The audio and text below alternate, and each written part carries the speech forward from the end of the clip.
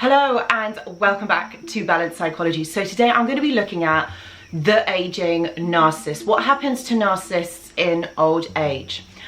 Following the video that I had done, oh gosh, a few years ago now, it was one of the most popular videos on my channel. So I thought that what I would do is revisit that content and basically just try and revive it so I give you more information. There was a lot of ooming and ahhing. You know, this was like my early days back in the day when I first started doing it. So it wasn't a great quality video, but it had good information. So hopefully this video is going to be a little bit better.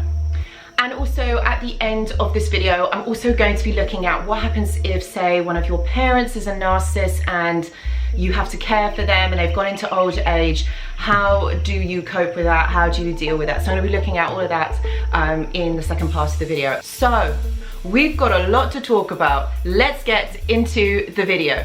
Bitterness. That's what I'm going to start this video off with, is bitterness. Instead of maturing, mellowing and gaining wisdom, narcissists, unless they have treatment or they go into some sort of therapy, which I know that is quite unusual, what happens is they actually remain emotionally stunted and they have a defiant empathy, their self-centeredness, their neediness intensify with aging. Now I know that that's probably not what you want to hear.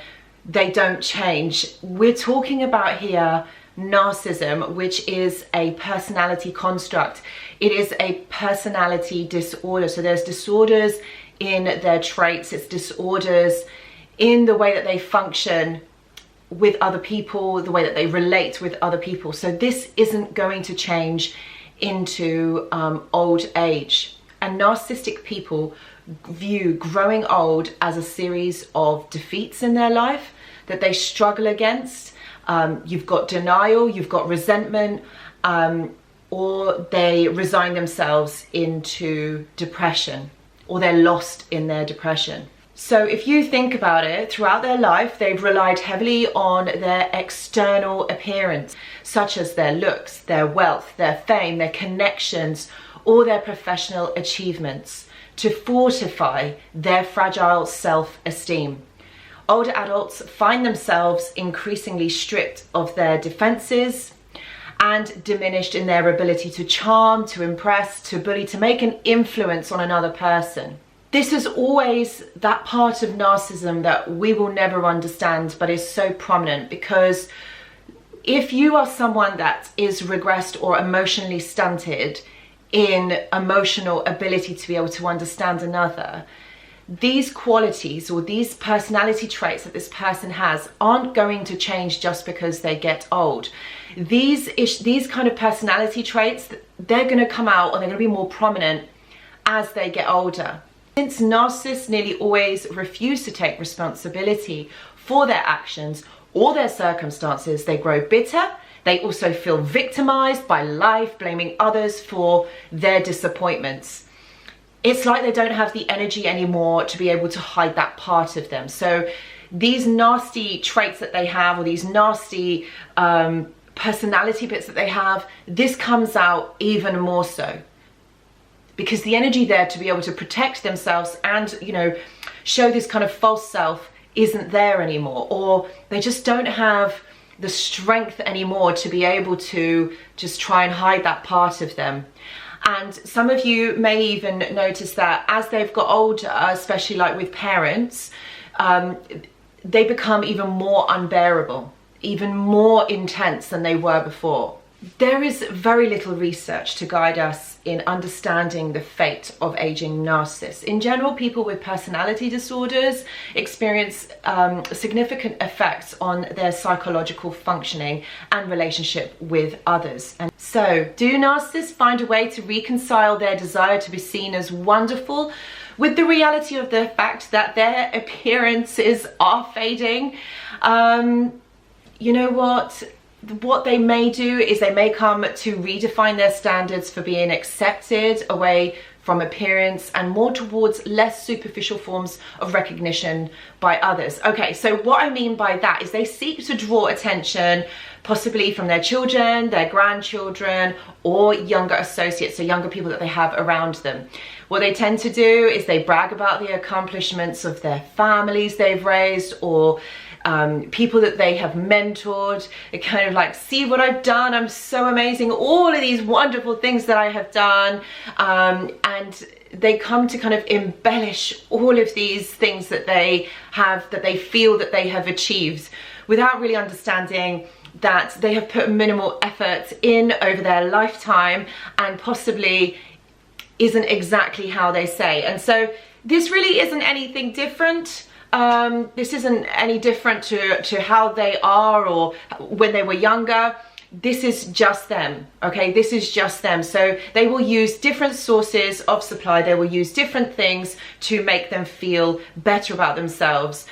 So whilst they're not relying on their kind of looks or their appearance anymore, they will use other things to make themselves feel better. Maybe the narcissist over their lifetime has a lot of money or has made a lot of money. They will use money to be able to get them things.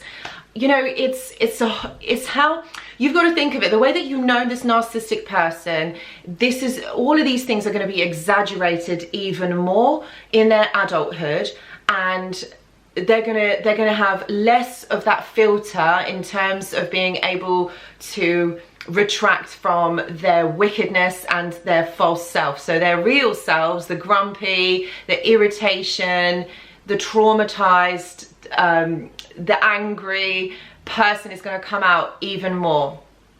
It is also possible that people with narcissistic tendencies approach the advent of midlife and beyond by using the all-purpose defense mechanism of denial, okay? I found that many midlife and older adults maintain high levels of self-esteem despite the age-related changes they experience. Though what we call identity assimilation, they perceive their sense of self as competent and attractive. They simply don't allow society's negative views of aging to penetrate their identities.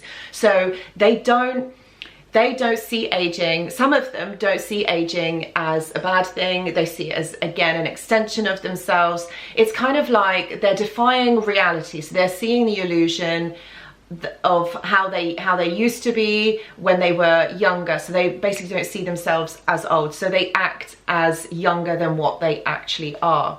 Again, because their looks and their appearance are fading, they're going to work harder at things like keeping their physique. For example, even they might have plastic surgery to help with them looking younger. I'm talking about people that go above and beyond and have a lot of plastic surgery. It isn't just the little tweaks and, you know, Botox and fillers. It is like over the top, and it's very evident. You can really see that this person has had work done on themselves, because what they're doing is they're refusing to think of themselves as getting older.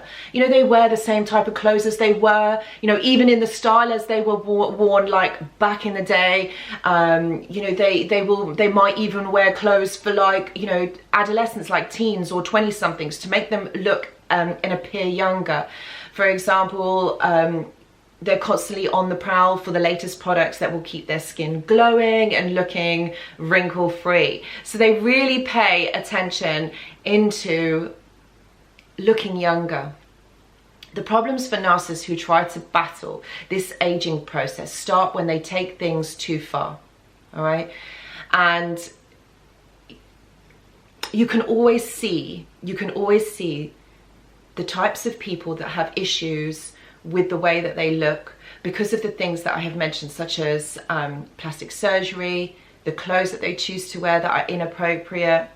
And these types of people, you know, it sticks out like a sore thumb, because you can see it. You can see what is happening, and it becomes even more apparent that the issues of this personality deficit are there. There isn't that acceptance of self, because the self isn't actually there anymore. They don't accept themselves as they are, as aging. Okay, look, I mean, at the end of the day, when we age, okay, it's not great, because yes, we do lose certain parts of our looks. We don't look like how we did when we were in our 20s or 30s. And as we get older, yes, our body changes as well. But I think for most of us, there is a certain acceptance that we are aging and this is exactly what's happening. But for narcissistic people or toxic individuals, they don't have that acceptance for self, and that's why, you know, they go over the top with their appearance. They go over the top in trying to prove themselves externally to people out there, to feel accepted. It's that validation, that outward validation that they are always looking for in a really unhealthy, a very odd kind of way. And that's why these types of people, you can spot them. They're easier to spot, because with the general consensus of society, we kind of like, okay, we accept, yeah, we're aging. We'll do the best that we can. You know, we do the best that we can by going to the gym, by eating healthily, by using the latest products. But when it goes that one step too far, it's you can see it. And I think that's the point that I'm trying to make, is that you can see that these types of people, when they have issues and acceptance of themselves and the way that they look, they go that one step too far. Because of narcissists' lack of compassion and their antagonism, they age their relationships and friendships often falter or fail, leaving them lonely and isolated. So they get to a stage, they might even feel that spouses may have left or withdrawn to avoid contact, criticism. Adult children may have pulled away or cut contact altogether because of their toxic influence. Their grandchildren may be estranged from them because of their adult children have asserted boundaries to protect their families. Friends also may have pulled away because of their unmasked arrogance, their selfishness, their envy, and their control. Neighbors and other community members may have rejected them because of their behavior, their rudeness, or their superiority or entitlement. And also extended family may have excluded them because of the way that they are. And this is the reality. Actually, they are left alone, they are left isolated. Over their lifespan, people have got to realize what this person is actually like, and they've had enough. People just don't want it. And so what happens, the other reality for a narcissist is that they are isolated. And what happens if they have to go into hospital? What happens if they need help as they get older? They just simply don't have that. And that's what I mean. It is just they're left isolated. They're left on their own. So guys, you've got to remember, as their personal power fades and their social sphere narrows, narcissists are more likely to look for scapegoats everywhere and anywhere that they can. Because of course, remember, it's not their fault. Their increasingly desperate, grandiose delusions often bring out assertions of superiority, and what they do is they marginalize people, including other older people, and they express ageism. They're very sexist. They're also very racist. And again, it's so that they feel good about themselves. This is the feelings of lost power over others. This is why they are so mean to other people, especially as they get older. Now, in the last video, the last one that I did about the aging narcissist, which I will insert here if you want to see it. And so in that video, I talk about the narcissist having a predisposition to having dementia or developing dementia in later life. And the reason for that is when somebody has suffered or gone through trauma, depression, the way that they live their life, the way that they look after themselves, having a lot of stress, a lot of anxiety, this makes you more predisposed to developing dementia. Because what dementia is these proteins in the brain that basically decay. And stress, anxiety, stressful life, not being calm, anxious, depressed, this makes you more predisposed. I'm not saying that just because you have that means that you're going to have dementia, but it makes you more predisposed to developing dementia. Now, if you think about someone who has narcissism, the way that they live their life, the way that they look after themselves, the way that their cycle of their disorder continues throughout their life. They're constantly on the lookout to gain control, to manipulate. So somebody like that is more predisposed to developing dementia rather than someone who doesn't live their life like that. So this is what I'm saying. So this is what I mean. There is a predisposition. I'm not saying someone who has narcissistic personality disorder will go on to develop dementia, but there is a predisposition for it. And I have read it somewhere that there is research out there to kind of to prove that. I will try and find that information and insert it below. So caring for an elderly narcissist is really hard. Consider that person's sense of self-importance. Do their needs, no matter how trivial, always come before those of others? Are they hypersensitive to criticism? Are feelings of fear, obligation, and a guilt a regular part of caregiving routine? Does your care recipient encourage or provoke these emotions to use them to their advantage? It does mean that your parent is narcissistic, and understanding that these thought processes can help you learn how to navigate these more kind of harder aspects of their personality, especially if the responsibility has fallen on you to basically look after them. So much of the time, over the course of their life, or whether these are new characteristics that are emerging, they have been noticeably manipulative, attention-seeking, and self-absorbed for years. Chances are that they have always been like that, and most likely they will be a narcissist, and this, like I said, comes out more in adulthood. What I would say, again, with elderly parents that you have to look after, it's all about boundaries. It's all about being able to manage you. It's being able to manage how you respond to their mood, how you respond to the way that they speak to you.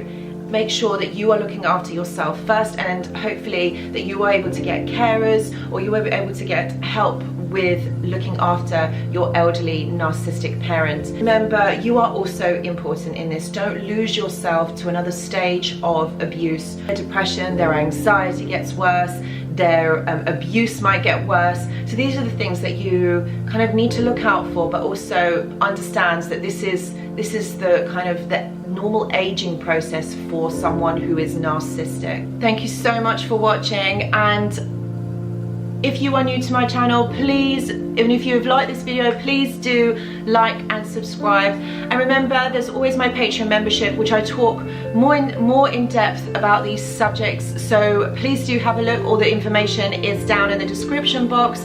And also, if you would like a video made specifically for you, if you have a question, I will make a personalized video as an answer for you. It's literally like 10-15 minutes. If you don't want to have pay for the whole full-blown therapy experience, then literally just ask me a question and I will make a video specifically for you. So guys, I really hope that you have enjoyed this video.